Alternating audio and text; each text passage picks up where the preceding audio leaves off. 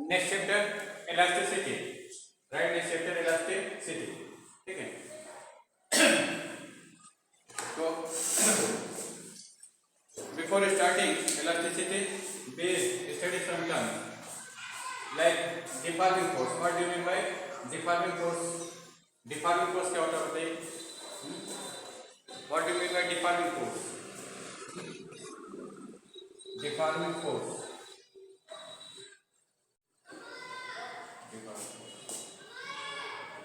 मतलब deforming force क्या होता है? कुछ आइडिया है? क्लास पढ़ाई नहीं गया क्या? पढ़ाई नहीं गया था? अभी ना पहुंचा क्लास में, अभी नहीं पहुंचे। ना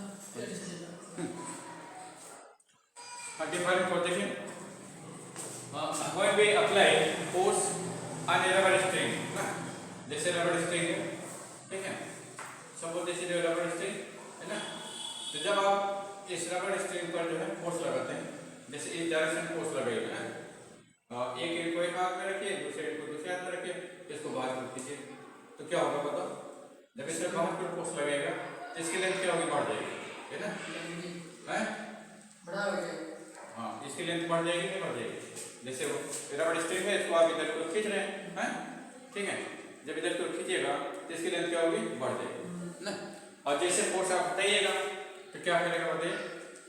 what will happen when you remove the force? Force अगर हटा दोगे तो क्या होगा?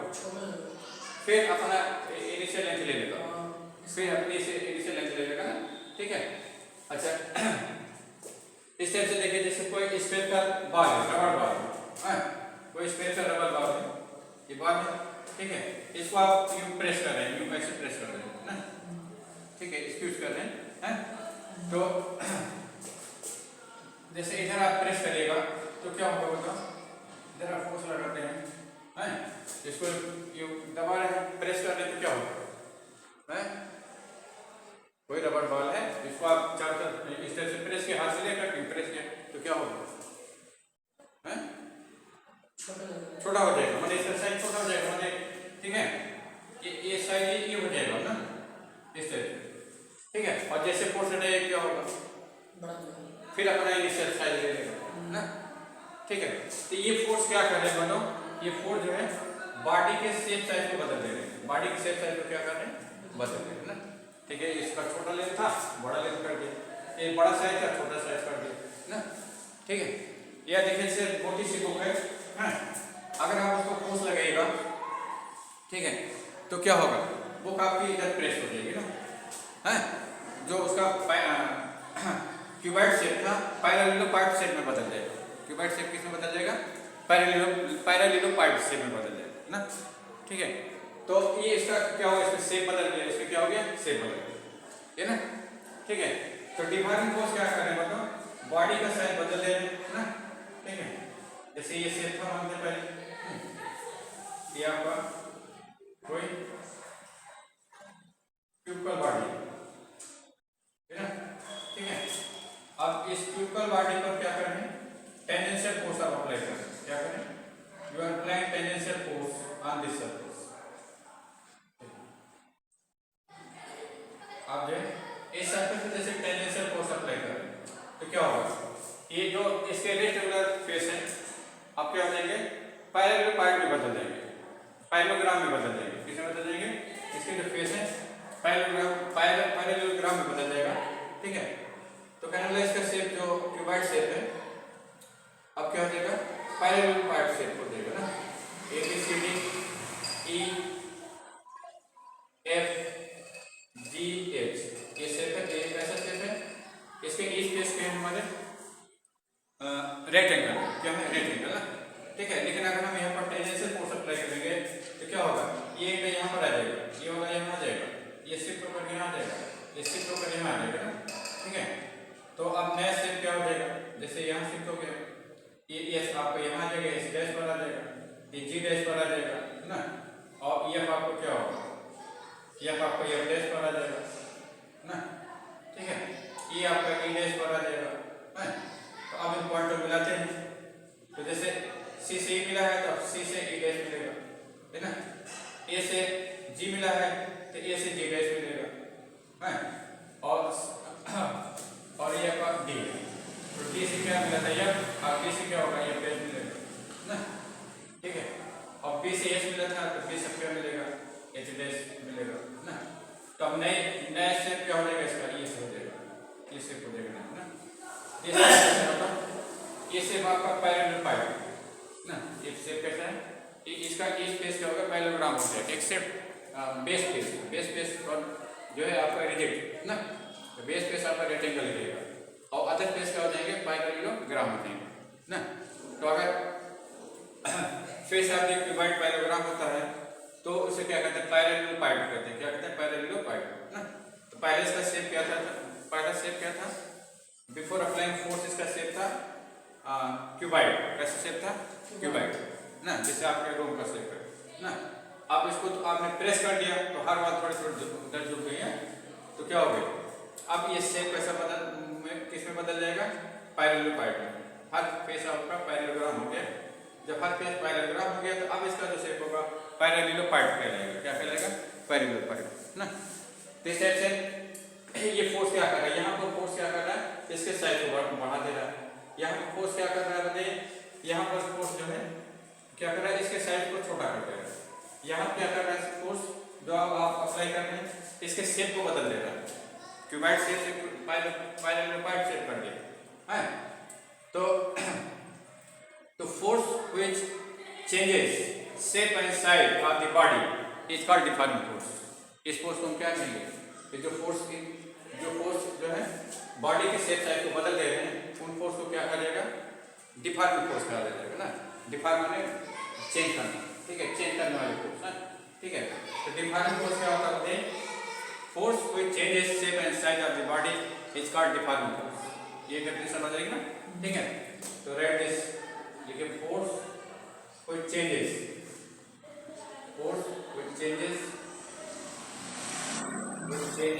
shape and size of the body, shape and size of the body, ठीक है, is called defining force of the body, is called deforming force, ठीक है, is called deforming force।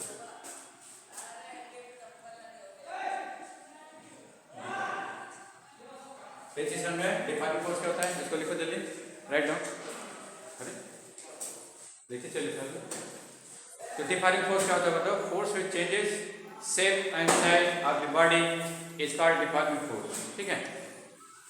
अच्छा, इलास्टिसिटी क्या होती है, what do mean by elasticity है। अब इसके बाद दूसरा टर्म है इलास्टिसिटी है।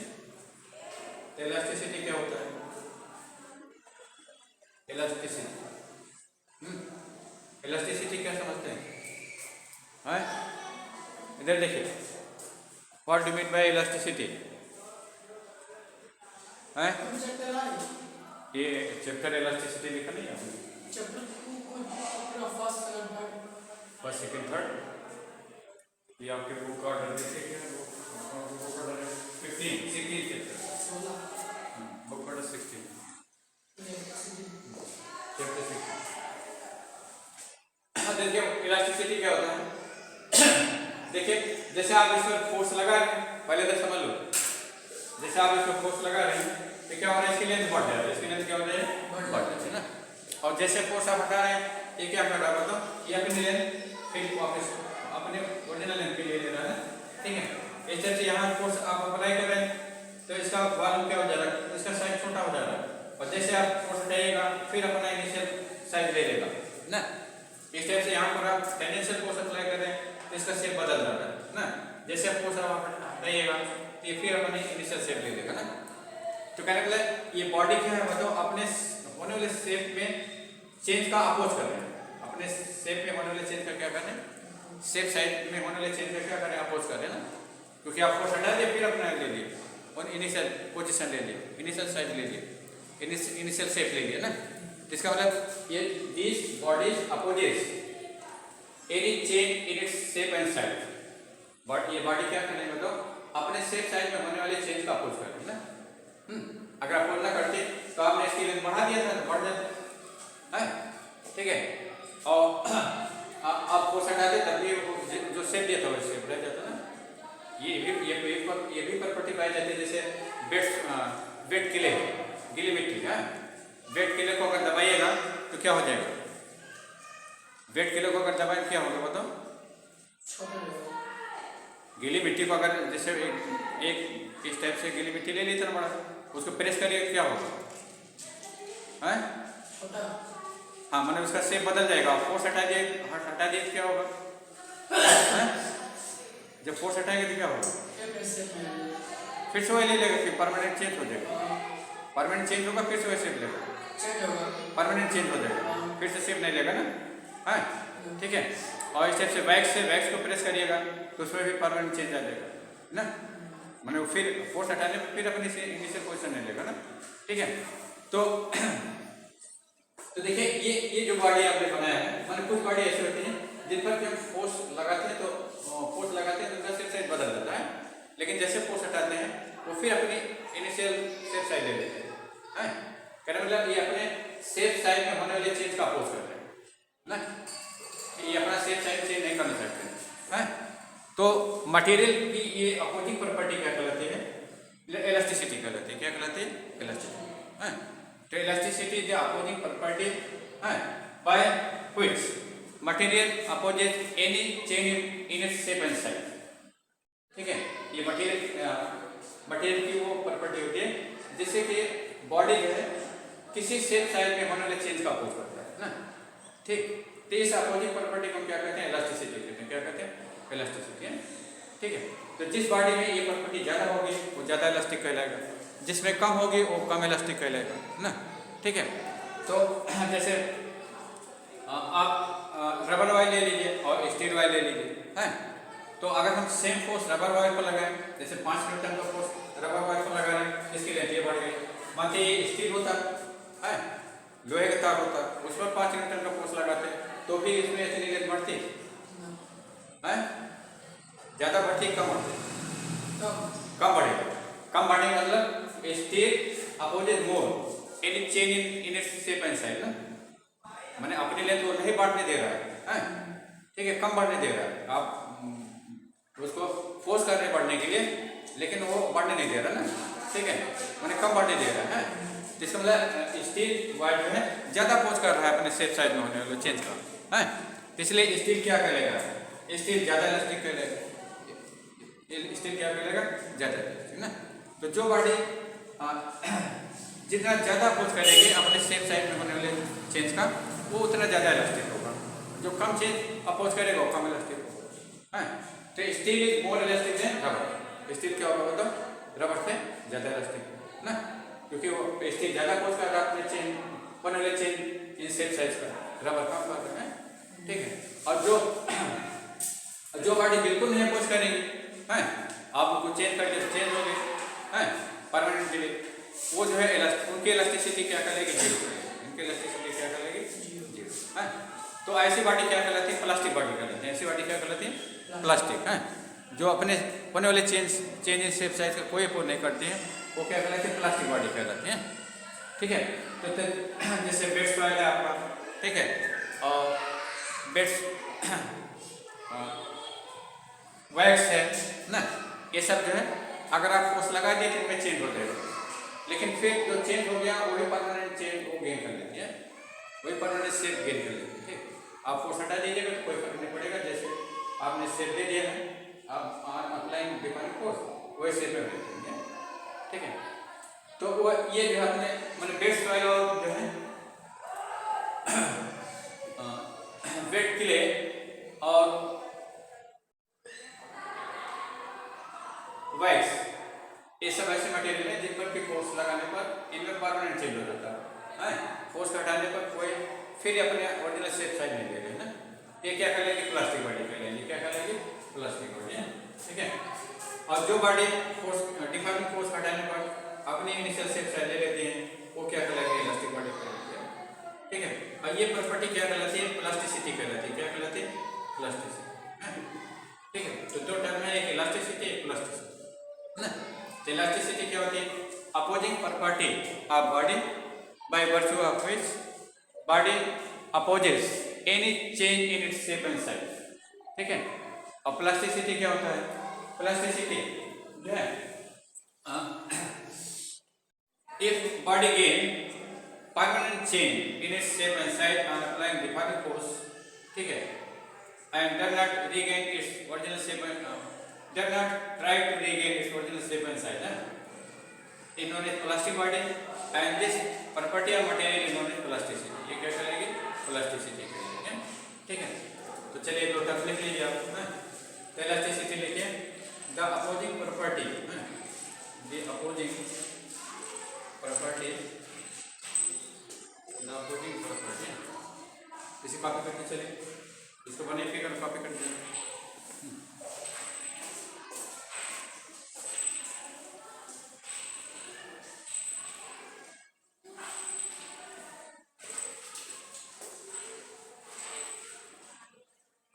The opposing property by of material, the opposing property of material by virtue of which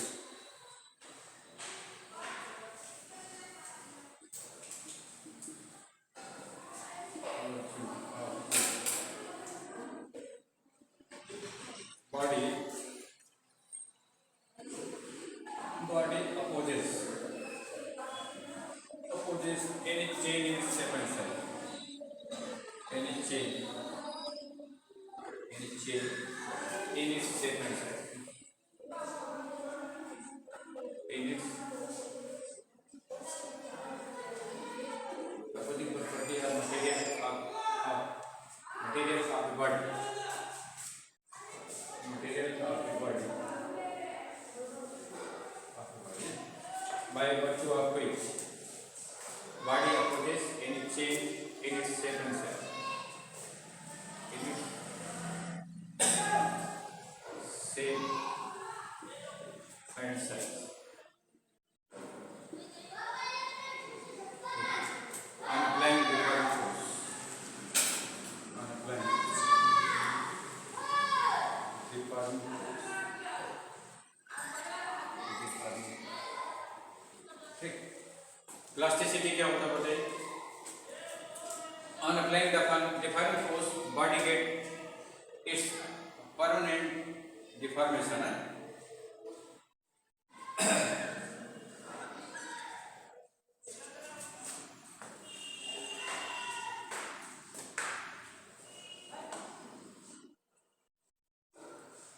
If body get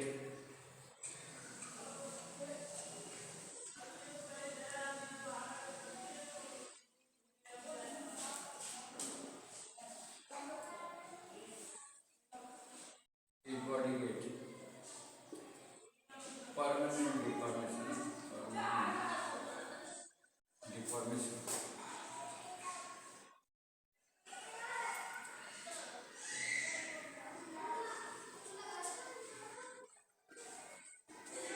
permanent deformation on applying opposing force, deformation on applying deforming force,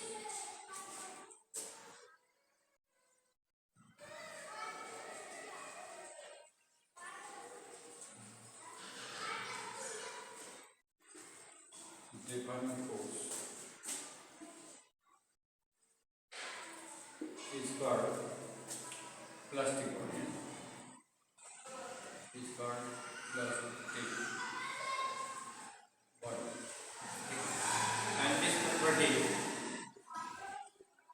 and this property of material of body, this property of material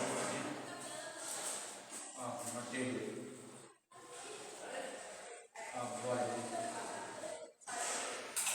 is called plasticity, is called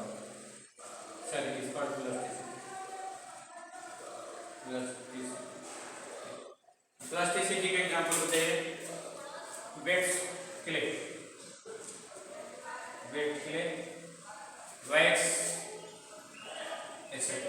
ना। और elastic material की property होती है elastic material.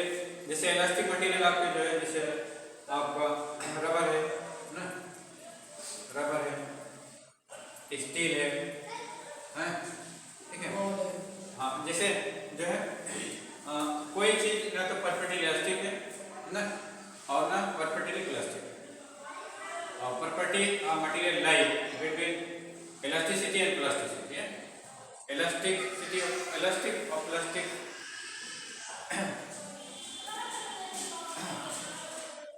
Elasticity and plasticity के बीच property लाई करती है।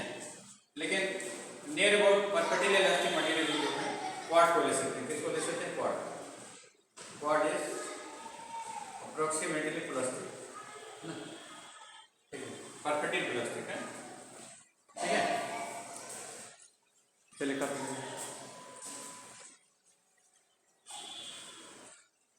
Copy कर लिया? जल्दी से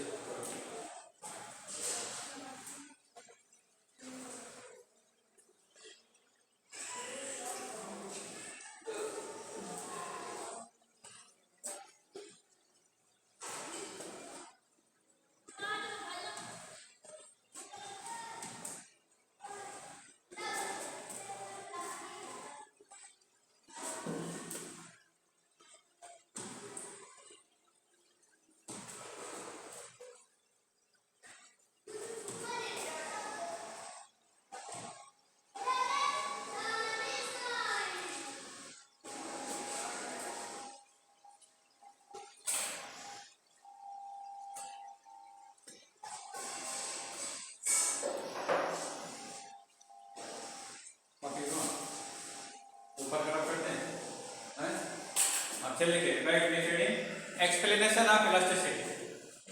हाँ, why elasticity is found or plasticity is found in material ना, इसका हम एटॉमिक एक्सप्लेनेशन करेंगे ना। Explanation of elasticity on the model on atomic model ना, on the basis of atomic model, ठीक है। तो चलिए नेक्स्ट देखिए explanation of elasticity.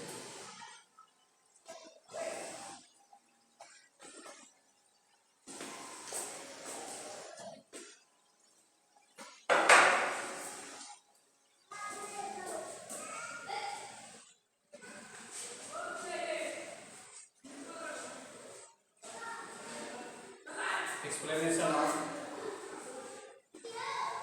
elasticity. So elasticity, why elasticity is found material? Elasticity क्यों पाया जाता है? तो देखिए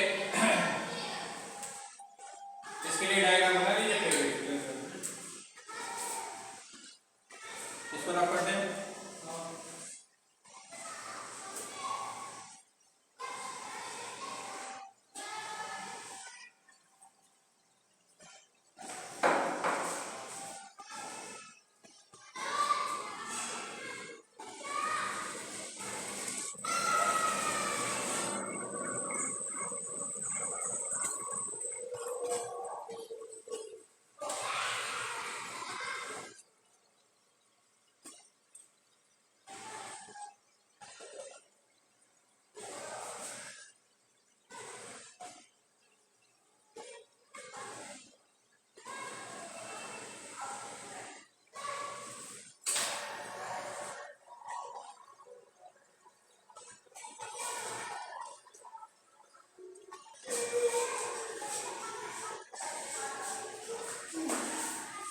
In solid, atoms are regularly arranged, ठीक है, and attached with a spring, ठीक है। In solid, atoms are regularly arranged and intermolecular force or interatomic force between them behaves just like spring force, ठीक है। So we can consider that these atoms or molecules are connected with a spring, ठीक।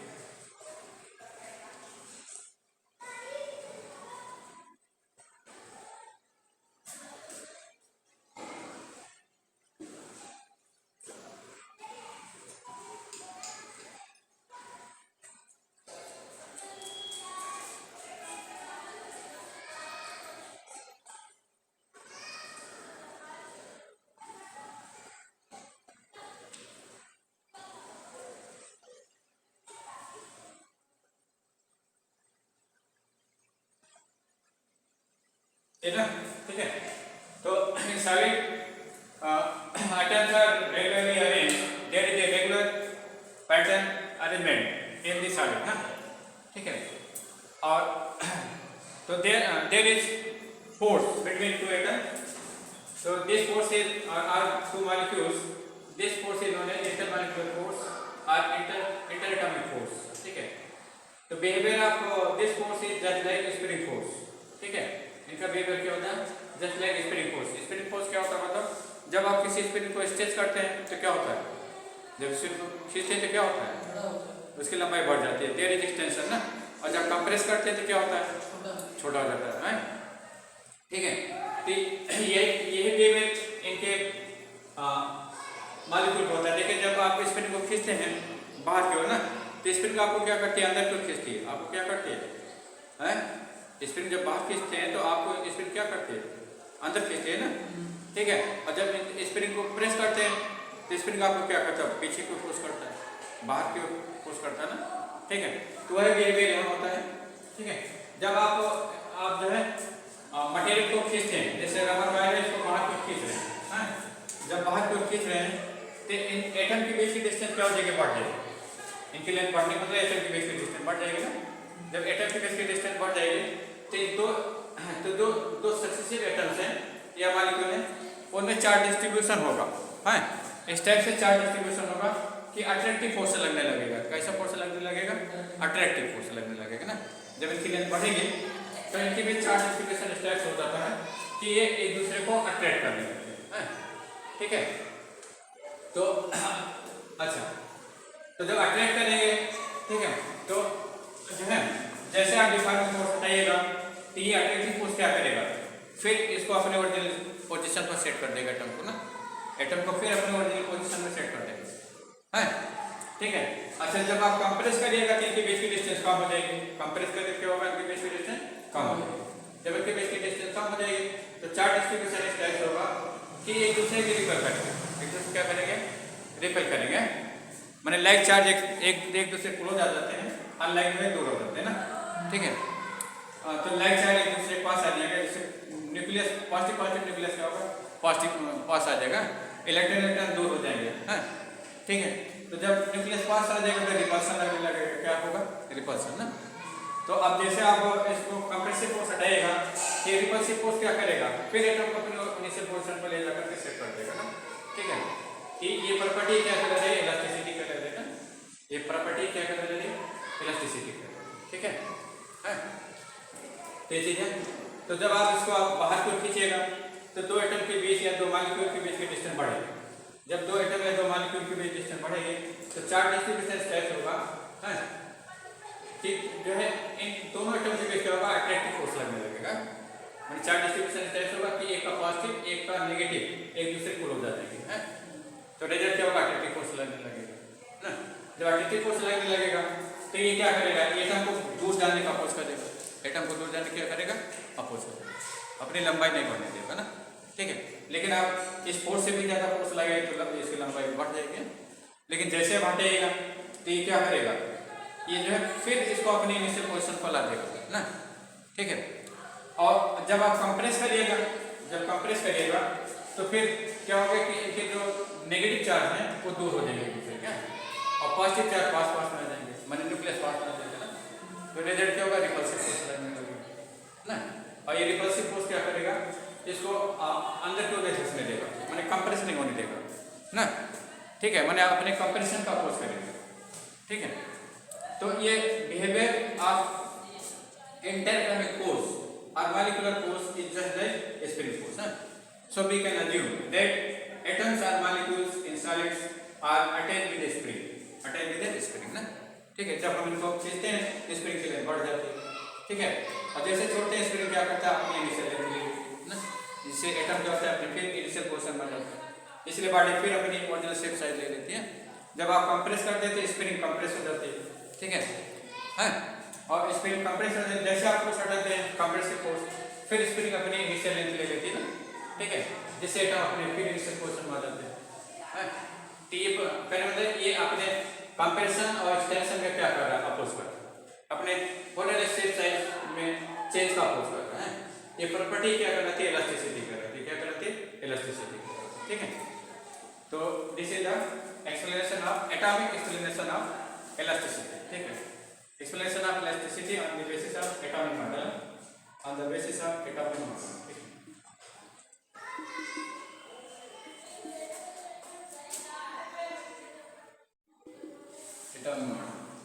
ठीक है, अब चलिए देखिए तो कर ये जब आप इसको स्टेज कर रहे हैं मास की ओर, तो इसमें चार्ज डिस्ट्रीब्यूशन इस टाइप से हो रहा है कि दो एटम के बीच अंदर की ओर फोर्स लग रहा है, मैंने एक दूसरे को अट्रैक्ट कर रहे हैं ना। ठीक है, ये अट्रैक्टिव फोर्स क्या कर रहा है? अपने लेंथ एक्सटेंशन का फोर्स कर रहा है, ये अपने लेंथ को बढ़ने नहीं देगा ना। ठीक है, और जैसे तो ये जो है अच्छा, जैसे आप फोर्स को हटा रहे हैं, फिर ये क्या कर रहा है? ये फोर्स जो है एटम को फिर अपने इनिशियल पोजीशन सेट कर दे रहा है। तो ये फोर्स क्या कर रहे हैं? अपनी बॉडी को, अपनी बॉडी के इनिशियल शेप साइज को देने के ट्राई कर रहे हैं ना। ठीक है, तो ये फोर्स हम क्या कहते हैं? रिस्टोरिंग फोर्स कहते हैं। क्या कहते हैं? रिस्टोरिंग, क्योंकि ये क्या कर रहा है? अपने ओरिजिनल शेप साइज को रिस्टोर करा रहा है। ये फोर्स क्या करा रहा है? बताओ, जो स्प्रिंग के बीच फोर्स जनरेट हो रहा है, तो एटम या दो मॉलिक्यूल के बीच जो फोर्स जनरेट हो रहा है, एक फोर्स क्या कर रहा है? बताओ, बॉडी को फिर अपनी इनिशियल पोजीशन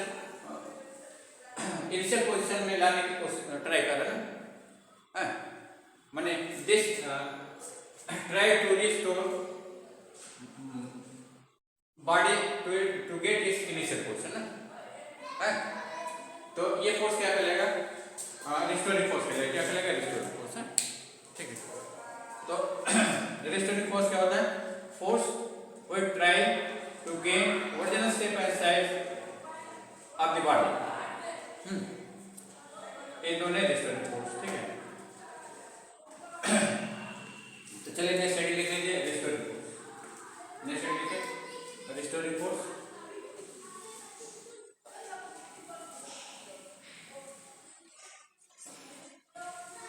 तो रिस्टोरिंग फोर्स क्या होगा? बताओ, एक्सटर्नल अप्लाइड फोर्स के अपोजिट होगा ना। एक्सटर्नल अप्लाइड फोर्स के क्या होगा? अपोजिट होगा ना। जैसे आप इस वक्त बाहर की ओर फोर्स लगा रहे हैं, तो रिस्टोरिंग फोर्स क्या अंदर है? ठीक है, इधर ये रिस्टोरिंग फोर्स की डायरेक्शन है ना। अच्छा, जब इसको कंप्रेस करिएगा, व्हेन यू कंप्रेस, तब क्या होगा? जब इसको आप कंप्रेस करिएगा,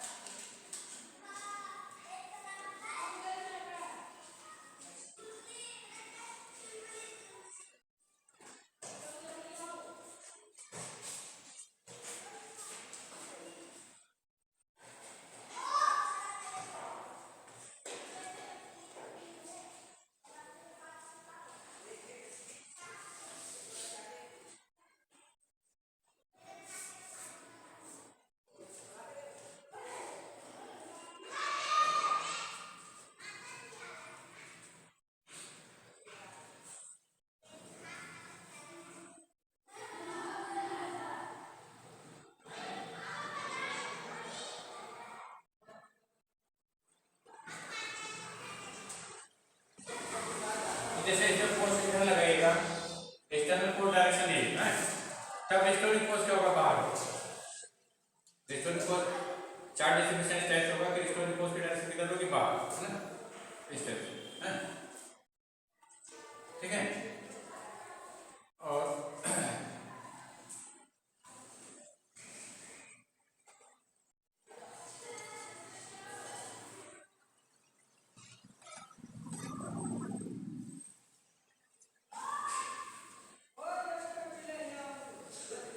है ना, तो restoring force which try to regain body to its initial shape and size ना, या force which bring body to its initial shape to its original shape inside after removing deforming force is known as restoring force ना, ठीक है। कैसे लिखिए, restoring force।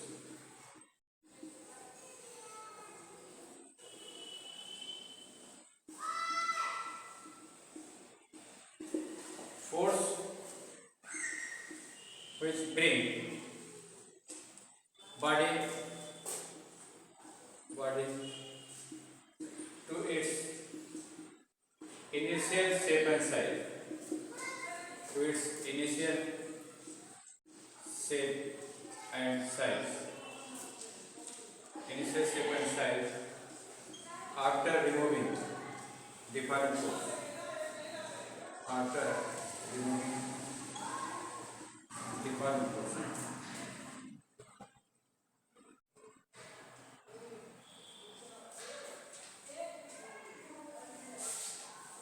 Force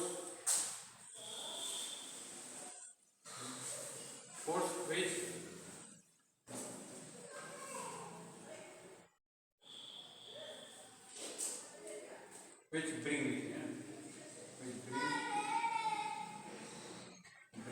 body to its initial shape and size after removing deforming force, deforming force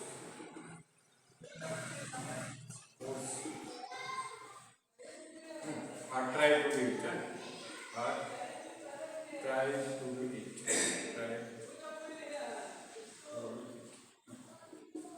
is called deforming force, is called deforming force।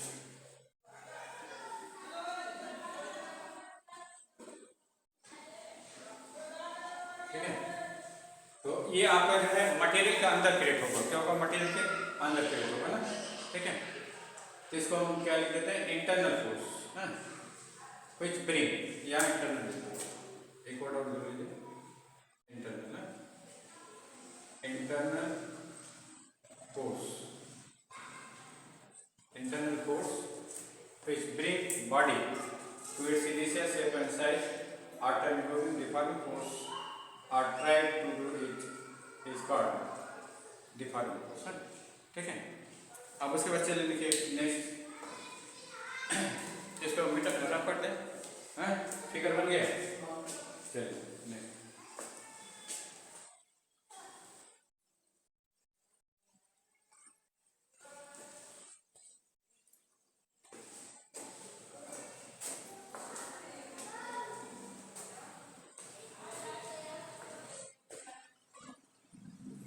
अब चलिए next, stress,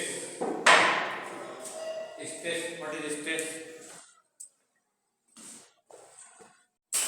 stress, next लिखिए stress, ठीक। तो what do mean by stress, stress क्या होता है, हम देखिए, suppose this is a wire, ठीक है, having cross section area T, ठीक है, and one end of the wire is fixed with a rigid support, एक इनको क्या कर दिया गया, एक rigid support से बांध दे रहे हैं, one end of the wire is fastened with a rigid support, ना, इसका एक end rigid support से फर्स्ट बांध दिया जा रहा है, ठीक है। तो one end of the wire is fasted with a rigid support, ठीक है। अब दूसरे एंड पर क्या करते हैं, फोर्स लगाते हैं इन डाउनवर्ड डायरेक्शन, दूसरे एंड पर क्या करते हैं, डाउनवर्ड डायरेक्शन में फोर्स लगाते हैं ना, जैसे वायर है इसको आप रूप से हैंग कर दीजिए, टाइप कर दीजिए, नीचे की ओर खींचिए ना, जब नीचे की ओर खींचेगा तो क्या होगा, मतलब इसकी लेंथ बढ़ेगी, है, इसकी लेंथ बढ़ेगी, नहीं बढ़ेगी, इसकी लेंथ, अच्छा, तो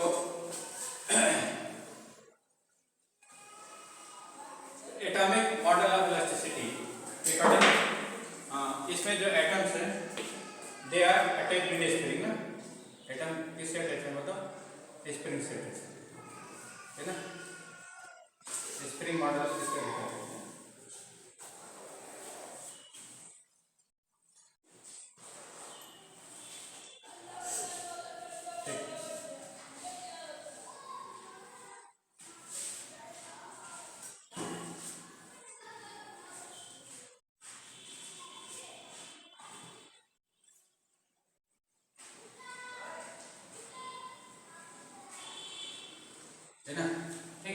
अब इसका क्रॉस सेक्शन एरिया क्या ले रहे हैं, ए ले रहे हैं। इसका क्रॉस सेक्शन एरिया कितना ले रहे हैं, ए।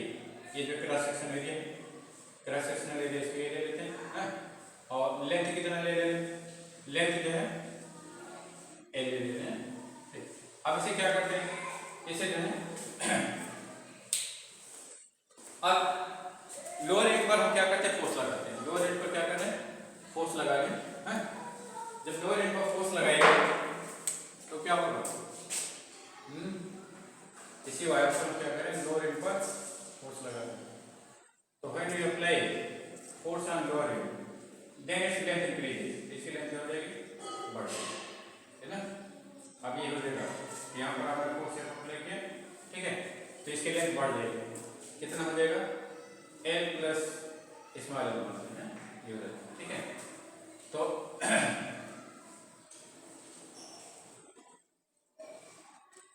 L plus small L. अब इसमें ऐसा क्यों होगा, क्योंकि आप स्प्रिंग लेंथ बढ़ जाएगी, इसमें स्प्रिंग लेंथ क्या हो जाएगी, बढ़ जाएगी। 1 2 3 4।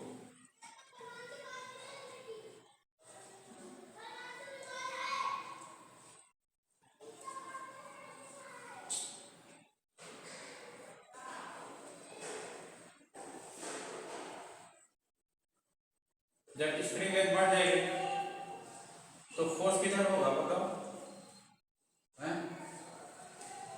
जब स्प्रिंग की लंबाई बढ़ जाती है तो फोर्स किधर होता है, along spring in inward direction ना, ठीक है। मैंने एक्सटेंशन के अपोजिट डायरेक्शन में फोर्स होगा, स्प्रिंग के एक्सटेंशन के अपोजिट डायरेक्शन में फोर्स होने है ना, ठीक है। तो देखिए एक्सटेंशन इसका इधर हुआ ना, भाई ये लंबाई थी, अब लंबाई ज्यादा हो गई है, तो फोर्स किधर रहेगा बताओ, along spring in inward direction, इधर सभी स्प्रिंग पर जो फोर्स होगा इधर होगा ना, इधर, ठीक है, ये ना। तो इन सभी फोर्स का क्या होगा, जैसे बहुत सारे इनफाइनाइट स्प्रिंग होंगे, बहुत सारे एटम होते हैं ना, ठीक है। तो जैसे एक फोर्स यहाँ हो गया, छोटा सा, एक छोटा फोर्स यहाँ होगा, छोटा फोर्स यहाँ होगा, ये सभी फोर्स का एक रिजल्टेंट होगा, सबका डायरेक्शन ऊपर है ना।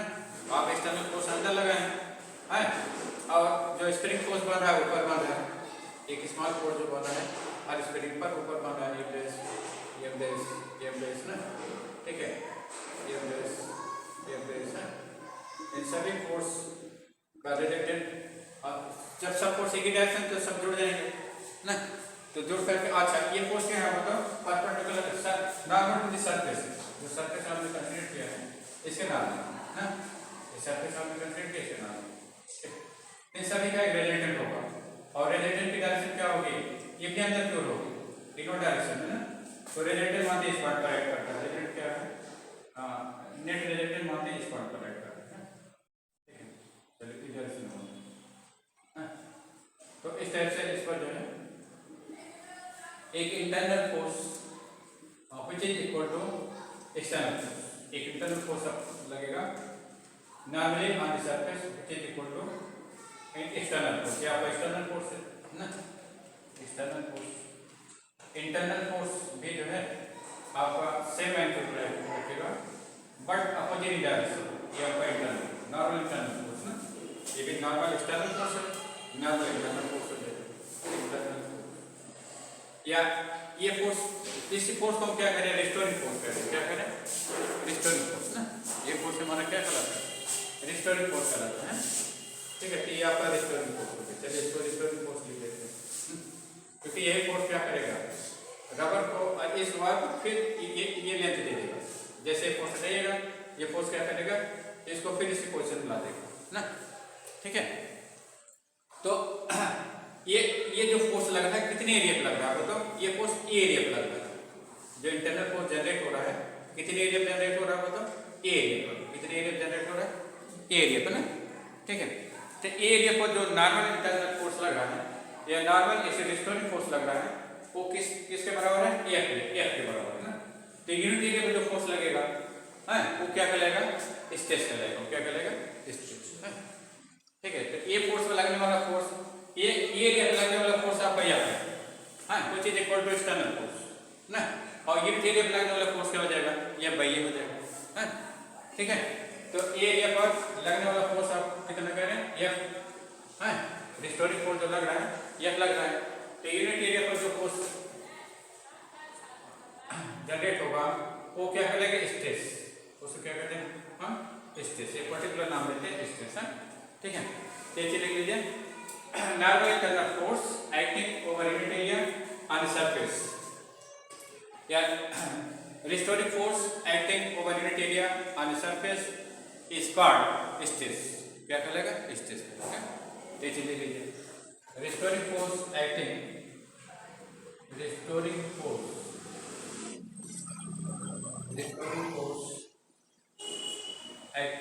over unit surface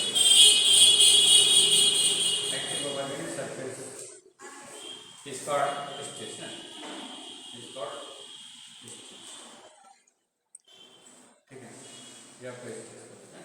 तो स्ट्रेस इस कोड कितना हो जाएगा? Let F internal force, normal internal force act over area, ठीक है, या इसको रिस्टोरिंग फोर्स भी कह सकते हैं। Let F restoring force act over surface है, then restoring force acting over unit area become F by है। ये हमारा क्या हो जाएगा? स्ट्रेस हो जाएगा। क्या हो जाएगा? स्ट्रेस है। इस तरह से स्ट्रेस इक्वल टू कितना हो गया? Stress equal to F by हो गया, ठीक है। Stress equal to F by है, और this is same as pressure. ये क्या है बताओ? सेम एज प्रेशर ना, ठीक है। ये आपका प्रेशर का फार्मूला ये होता है, लेकिन डिफरेंस क्या होगा? प्रेशर में ये थ्रस्ट होता है, normal force acting on surface होता है, ठीक है।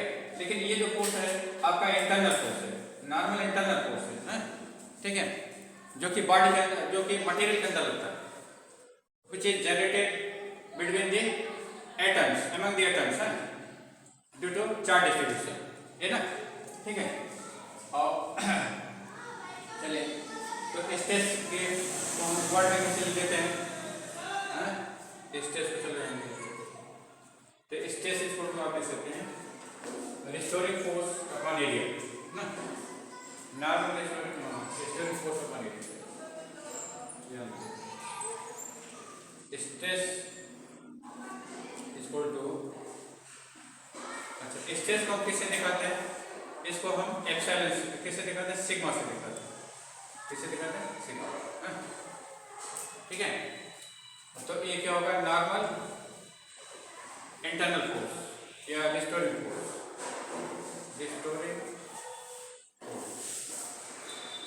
Upon area, restoring force upon, ठीक है।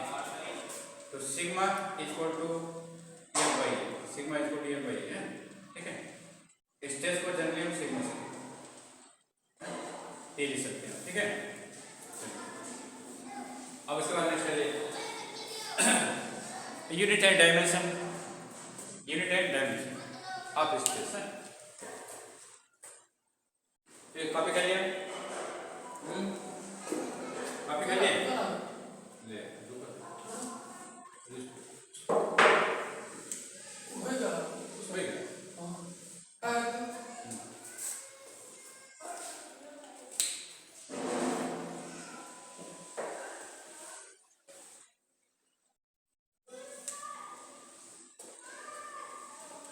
Unit and dimension of stress है, unit and dimension of stress,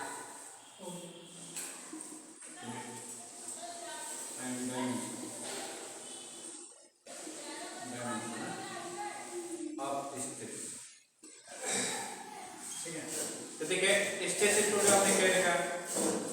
stress sigma equal to normal internal force upon area, ये by restoring force upon area ना, ठीक है। तो right, what is unit of force? Force की unit क्या होती है? What is SI unit of force? Force का ऐसा यूनिट क्या होता है?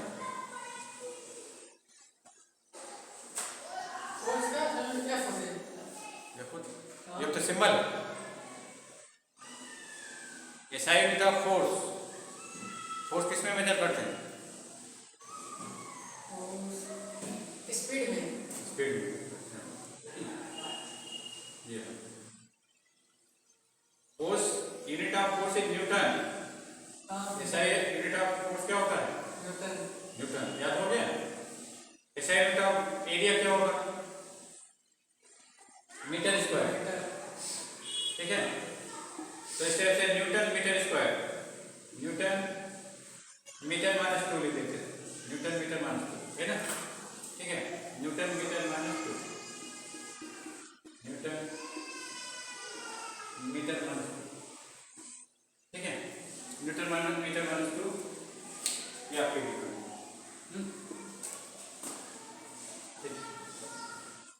अब देखिए this is unit of pressure.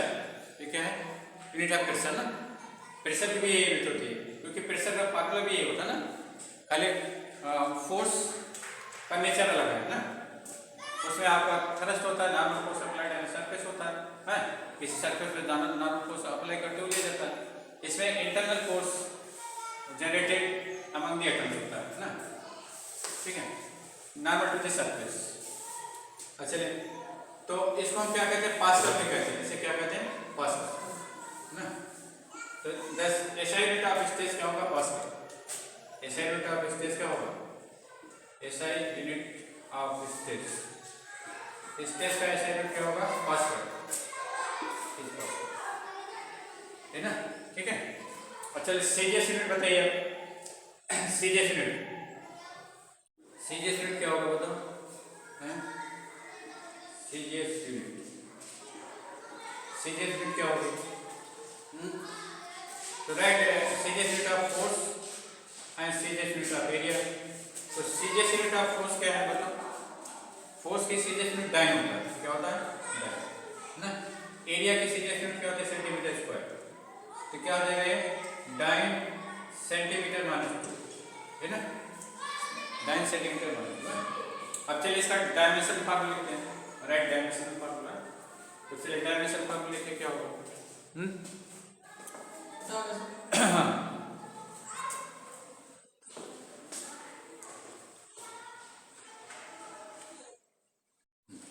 तो डायमेंशन फार्मूला लिखने के लिए क्या करेगा? डायमेंशनल फार्मूला,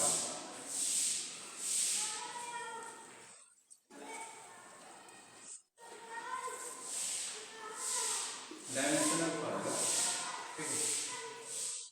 तो डायमेंशनल फार्मूला लिखने के लिए क्या करेगा? Sigma equal to F by A. तो राइट, डायमेंशनल फार्मूला फोर्स, ठीक है। तो फोर्स का डायमेंशनल फार्मूला क्या होता है? एम एल टी माइनस 2 होता है। एरिया का डायमेंशनल फार्मूला क्या होता है? एल स्क्वायर होता है।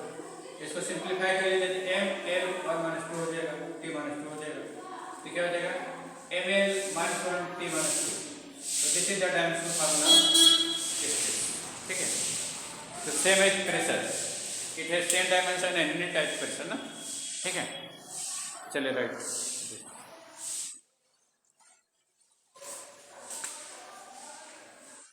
कमर्शियल होगा।